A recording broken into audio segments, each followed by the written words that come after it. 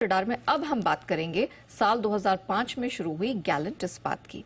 7,400 करोड़ रुपए के market cap वाली गैलेंट इस्पात देश की दिग्गज iron and steel manufacturing company है।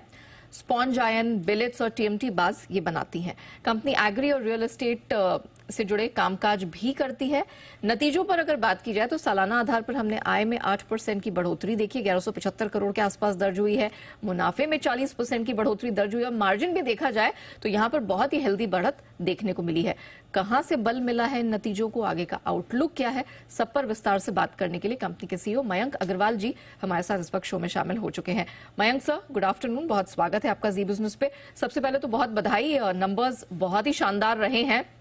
एबिटा 48% से बढ़ा है, मार्जिन में अच्छी परफॉर्मेंस यहां देखने को मिली है। तो क्या फैक्टर्स, क्या हाइलाइट्स रहे हैं सर जिस कारण से इतना मजबूत प्रदर्शन आपने दिया है? नमस्कार मैम, एंड सारे व्यूअर्स को भी मेरा नमस्कार। सबसे पहले बहुत बहुत धन्यवाद कि आपने मुझे इस कार्यक्रम से जोड़ा। रिजल्ट्स काफी एक्साइटिंग है और हम लोगों को ऐसा लग रहा है कि हम लोगों के मेहनत के नतीजे आ रहे हैं। और अगर मैं आउटपुट की बात करूं तो हम लोगों ने करीबन ईयर ऑन ईयर करीबन 9% और क्वार्टर ऑन क्वार्टर करीबन 7% का इजाफा किया है। अभी भी अगर कैपेसिटी यूटिलाइजेशन की बात करें तो ये अभी भी लगभग 80% है। तो नेक्स्ट फाइनेंशियल ईयर में भी हमारे पास काफी इंप्रूवमेंट का स्कोप है और वो निश्चित हम लोग उसके लिए काफी सारे स्टेप्स उठा चुके हैं जिससे उसमें इंप्रूवमेंट आएगा। इबिटा और प्रॉफिट आफ्टर टैक्सेस की बात करें तो ये करीबन 30% और 60% respectively year on year basis पे जंप किए हैं। तो ये सारे नतीजे का कारण, अगर कारण में जाएंगे तो एक तो ये है कि करीबन 3 साल में 1,000 करोड़ के आसपास का हम लोगों ने कैपिटल इन्फ्यूज किया है और कैपेसिटी एनहांस भी की है और एफिशिएंसीज को इंप्रूव भी किया है। ये इबिटा से भी दर्शा रहा है, क्योंकि पहले करीबन जो 2022-23 और 23-24 के बीच में अगर हम लोग इबिटा देखेंगे तो वो 9% से 11% हुआ है और अगले फाइनेंशियल ईयर में ये 11% से और भी ऊपर जाने की पूरी हमारी कोशिश है और वो दिख भी रहा है कि हो जाएगा। ईपीएस की बात करें तो ये भी ड्यू टू इबिटा 6 रुपए से करीबन 10 रुपए का हो गया ईयर ऑन ईयर बेसिस पे। तो ये जो कंटिन्यूअस कैपिटल इन्फ्यूज हम लोग कर रहे हैं कैपेसिटी एनहांस करने में और एफिशिएंसीज को इंप्रूव करने में, इसका इसमें काफी बड़ा योगदान रहा है। करंट ईयर में हमने गोरखपुर यूनिट में एक 8 लाख टन का 0.8 मिलियन टन का बैकवर्ड इंटीग्रेशन करते हुए पैलेट प्लांट भी इंस्टॉल किया है, जो कि जुलाई में कमीशन हुआ है लास्ट ईयर, और उसमें अभी टोटली 58% ही कैपेसिटी यूटिलाइज हुई है।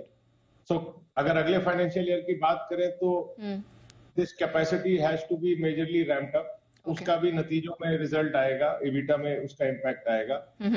फर्दर हमने इस करंट फाइनेंशियल ईयर में 2 रेलवे रैक्स भी इंडक्ट की है, खरीदी है, जो कि एक सेकेंड क्वार्टर में और एक फोर्थ क्वार्टर में ऑपरेशनल हुई है। अच्छा, तो रैके इंडक्ट करने से एक तो हमारी कॉस्ट भी रिड्यूस हुई है और दूसरा हमारा प्रोडक्शन के लिए जो कच्चा माल हमको लाना है रैकों से, उसमें काफी हम लोगों को ऑपरेशनल सुविधाएं मिल रही हैं। इजी हो रहा है कि हमारे को रेलवे की वेटिंग में नहीं फंसना पड़ रहा है। तो ये हमारे प्रोडक्शन एंड प्रोडक्टिविटी को काफी एनहांस कर रहा है।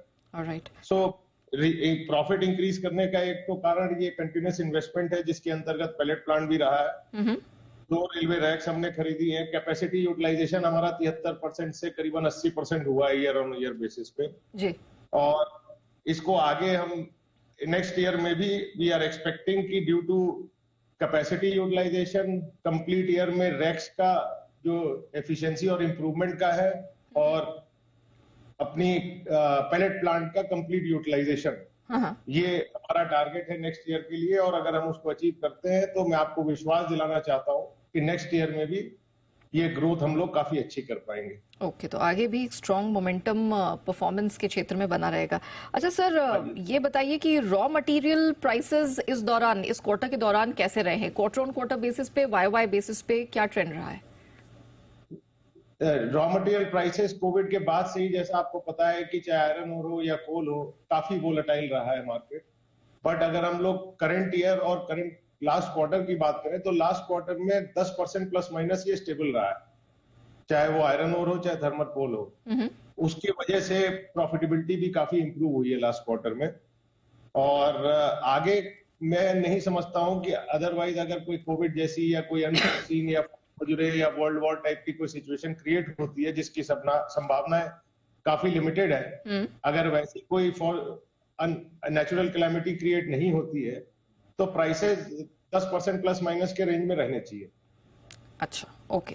अच्छा सर, मुझे ये बताइए कि टीएमटी बार्स की डिमांड कैसी रही है? टीएमटी बार्स की डिमांड बहुत स्ट्रांग है। करेंटली गैलेंट ग्रुप ने एज अ ब्रांड एम्बेसडर भी एक्टर्स को ले रखा है, अजय देवगन वगैरह को, और हम लोग काफी एग्रेसिवली पिछले 2 साल से ब्रांडिंग कर रहे हैं, जिसकी वजह से हम लोगों की एक्सेप्टेबिलिटी मार्केट में काफी इंप्रूव हुई है। और पूरे साल में कभी भी किसी भी महीने में हमें दोनों यूनिट से सेल्स का कोई प्रेशर क्रिएट नहीं हुआ। और ये परफॉर्मेंसेस को देखते हुए कंपनी ने, आपको जान के अच्छा लगेगा कि कंपनी ने जो है ₹1 पर share, that is 10% of the face value का डिविडेंड भी अनाउंस किया है। और डिविडेंड में मेजॉरिटी ऑफ प्रमोटर्स ने वॉलंटरीली वेव ऑफ किया है to right to take the dividend. So majorly ये डिविडेंड नॉन प्रमोटर्स को जाएगा। मयंक सर, अगर आप हमें बता सके, क्योंकि रियल एस्टेट स्पेस में भी कंपनी का प्रेजेंस है, वहां से क्या अपडेट्स हैं? रियल एस्टेट में मैम कंपनी के पास लैंड बैंक है, जो पहले certain industrial purposes and commercial purposes के लिए कंपनी ने खरीदी थी, जिनकी आज की लैंड वैल्यू ही करीबन 400 से 500 करोड़ रुपए की है, market value. So company is in the process of joint ventures and tie ups with other companies who are specifically into real estate sector, और जॉइंट वेंचर के थ्रू उसको हम लोग डेवलप करेंगे।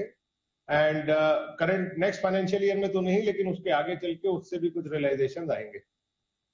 सर, एक आखिरी सवाल, if I am not wrong, आप एग्री बिजनेस में भी है, तो सर अगर आप बता सके कि आपके पूरे कारोबार में इसकी तरफ से रेवेन्यू कंट्रीब्यूशन किस प्रकार का है, और आगे जाके ये एग्री बिजनेस है, इसको क्या बढ़ाने का इरादा है, इसके लिए क्या प्लान है?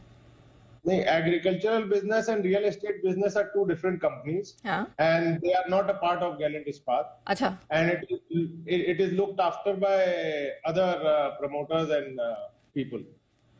ऑलराइट। बट अभी एग्री बिजनेस में हमारा कोई एक्सपेंशन का कोई प्लान नहीं है।